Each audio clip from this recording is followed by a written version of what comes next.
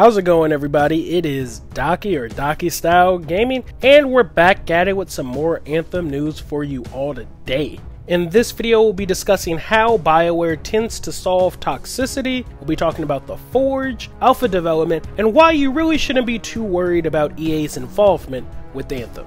But before I get straight into all the news and information that we got from the BioWare devs this week, I do want to give everybody a proper thank you, because I completely forgot to mention it in my Anthem giveaway video. But everybody who has stuck around with this channel since way back in June, way before most Anthem channels were even popping up, I just, again, have to say thank you all. We're already at 3,600 subs, about to hit 4,000 subs, which is already crazy. You have actually made me one of the, if not the largest, consistently uploading Anthem channel on YouTube. So again, thanks everybody who has subbed, who's been watching my videos, following me.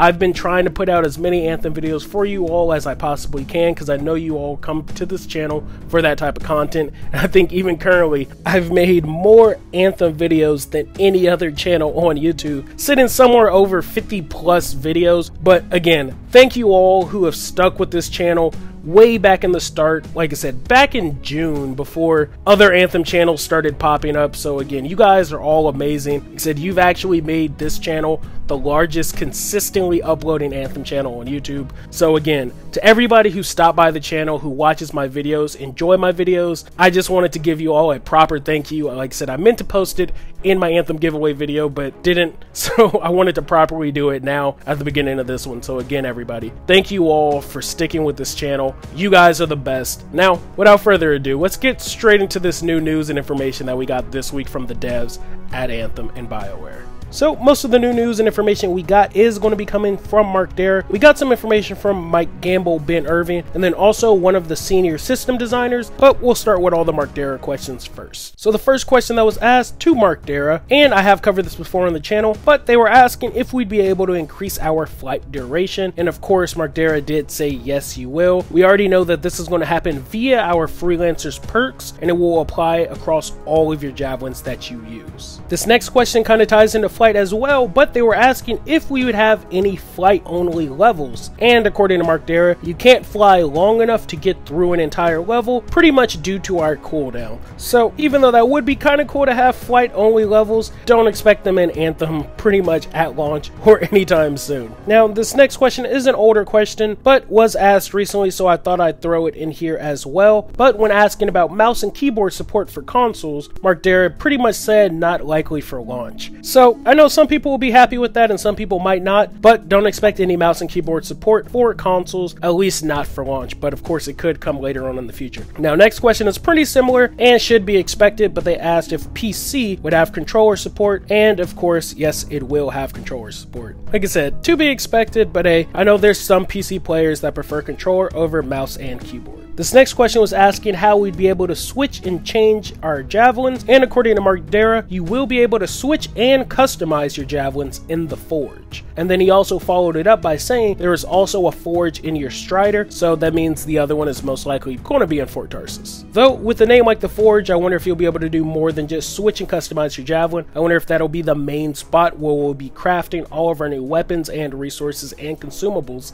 in the game. Now, the next Mark Dara question was asking if there would be a photo mode in Anthem. And what Mark Dara had to say on the subject was, we will see, but lots of work to do.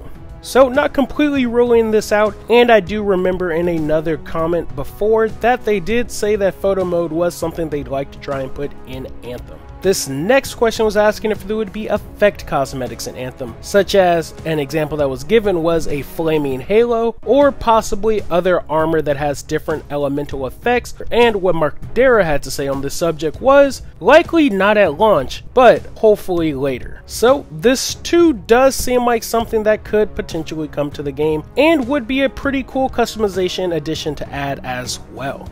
And that's pretty much going to do it for all of the Mark Dara related questions.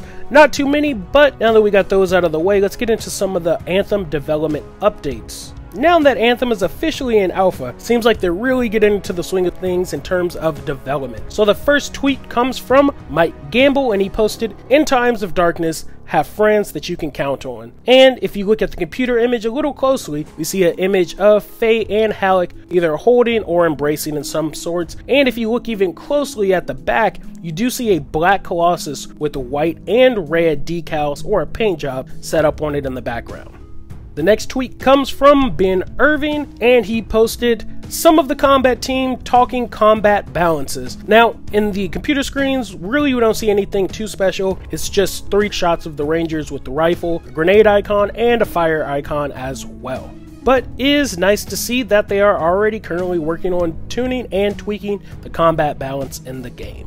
And the last Anthem development tweet comes from Sarah Schachner, who is currently working on all the music and the scores for Anthem. And her tweet says, Day 1, and she linked a recording studio. Apparently they are getting ready to record some of this glorious music that we'll be hearing in Anthem come the final release of the game. Now, this next article actually comes straight from Reddit. They were talking about toxicity and how they will handle cheating, rage quitting, bans, AFK, and things of that nature in Anthem. So, according to Chris Schmidt, who is the BioWare senior system designer, when it comes to cheating and exploits or exploiting in the game, those matters will be handled by EA or BioWare's customer service. Now, when it comes to toxicity in the game, he did say that they've been studying the best practices from other video games in the industry and applying some of those to Anthem, but can't speak too much on the details of it at the moment. Now, there was a little bit more that was shown on this Reddit post, but that's pretty much the gist of what was said. And if you'd like to continue to read it, I'll leave it on the screen a little longer, and you could probably screenshot it and read the full post for yourself. Now, before I completely end the video, I do want to address some of the things I see in the comment section. Now, some of these people are completely justified in their feelings towards this, and then some people are just here to bash on anything that EA makes. Now, I'm going to be talking about why I'm not too scared or worried about EA's involvement in the game, especially considering EA is just the publisher, not the developer, which is BioWare. And I've already discussed why I have so much faith and respect for BioWare, but let's talk about why we really shouldn't worry too much about EA's involvement in Anthem. Now, currently, we already know that there's going to be no season passes in Anthem, no paid story DLCs, no pay to win, no loot boxes, and all cosmetics that you can pay for in Anthem can be completely earned in-game. Now, things that people tend to associate with core staples in EA games, loot boxes, season passes, paid DLCs, things of that nature. Now, aside from all of that, we already know that BioWare is a pretty well-established company. They always tend to keep their fans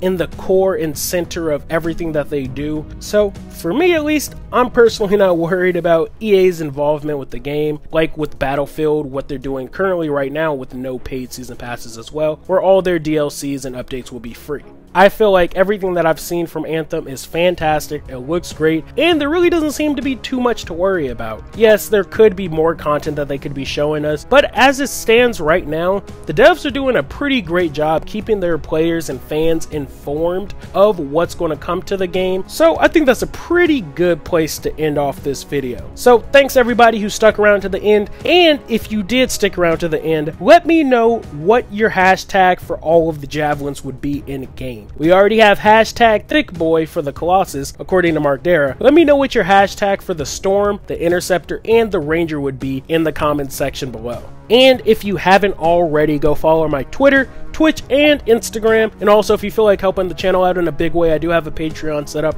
as well. All links to those in the video description. So that's all I really got for you guys in this video today. Again, thanks for watching. Thanks for the love. Thanks for the subs. I'll catch y'all in the next one. Peace.